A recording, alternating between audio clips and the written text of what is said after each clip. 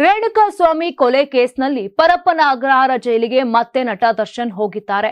ಮೊದಲ ಬಾರಿ ಹೋಗಿದ್ದಾಗ ತೇಡ್ ರೆಸಾರ್ಟ್ ರೀತಿ ಸೌಲಭ್ಯ ನೀಡಲಾಗಿತ್ತು.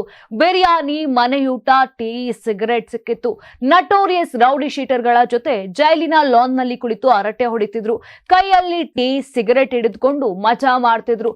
ತಮ್ಮ ಪ್ರಭಾವ ಬಳಸಿ ಜೈಲನ್ನೇ ರೆಸಾರ್ಟ್ ಆಗಿ ಮಾಡಿಕೊಂಡಿದ್ರು. ಇದೀಗ ಸುಪ್ರೀಂ ಕೋರ್ಟ್ ಕಟ್ಟಪ್ಪಣೆ ವಿಧಿಸಿದೆ. ರಾಜಾತಿಥ್ಯ ನೀಡಿದಕ್ಕಾಗಿ ಜೈಲಧಿಕಾರಿಯನ್ನೇ ಸಸ್ಪೆಂಡ್ ಮಾಡಿದೆ. ಇಂಥ ಕೆಲಸ ಮರುಕಳಿಸಿದ್ರೆ ಕಠಿಣ ಕ್ರಮದ ಎಚ್ಚರಿಕೆಯನ್ನು ನೀಡಿದೆ.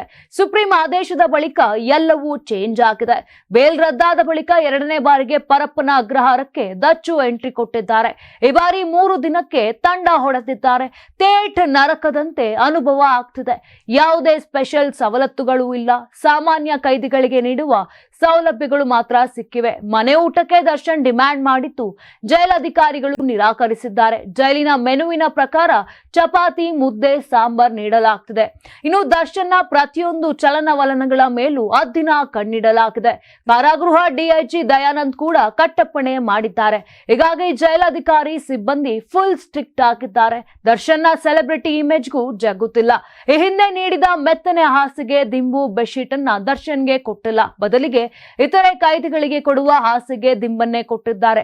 ಈ ವೇಳೆ 2 ಬೆಡ್ಶೀಟ್ ಕೊಡುವಂತೆ ದರ್ಶನ್ ರಿಕ್ವೆಸ್ಟ್ ಮಾಡಿದ್ದಾರೆ. ಆದರೆ ಜೈಲಿನ ಸಿಬ್ಬಂದಿ ಇಲ್ಲ ಎಂದಿದ್ದು ಮ್ಯಾನ್ಯುವಲ್ ನಂತೆ 1 ಬೆಡ್ಶೀಟ್ ನೀಡಲಾಗಿದೆ. ಒಟ್ನಲ್ಲಿ ಮೊದಲ ಬಾರಿ ಜೈಲನ್ನೇ ಅನುಕೂಲಕ್ಕೆ ತಕ್ಕಂತೆ ಬದಲಿಸಿಕೊಂಡಿದ್ದ ದರ್ಶನ್ಗೆ ಈಗ ಜೈಲು ಹೇಗಿರುತ್ತೆ ಅನ್ನೋ ಅನುಭವ ಆಗಿದೆ. ನಾನು 86 kg ಇದ್ದವಳು 71 kg ಬಂದಿದ್ದೀನಿ. ವಯಸ್ಸಾದ್ಮೇಲೆ ಸ್ಮಾರ್ಟ್ ಆಗಿ ಕಾಣ್ತೀರಾ ಅಂದ್ರೆ ಜಿನ್ನಿ. 126 kg ವೇಟ್ ಇದ್ದು ನಾವು ಈಗ 114 kg ಲೆಕ್ಕ ಬಂದಿದ್ದೀವಿ. ಯಾವುದೇ ಸೈಡ್ ಎಫೆಕ್ಟ್ ಆಗಿಲ್ಲ. 84 ರಿಂದ 50 kg ಬಂದೆ. ಆಮೇಲೆ ಸಣ್ಣಗೆ ಫಿಟ್ ಆಗಿದ್ದೀನಿ. ಅದಕ್ಕೆ ನಾನು ಯೂಸ್ ಮಾಡ್ತಾ ಇರೋದು ಜೀನಿ ಸ್ಲಿಮ್.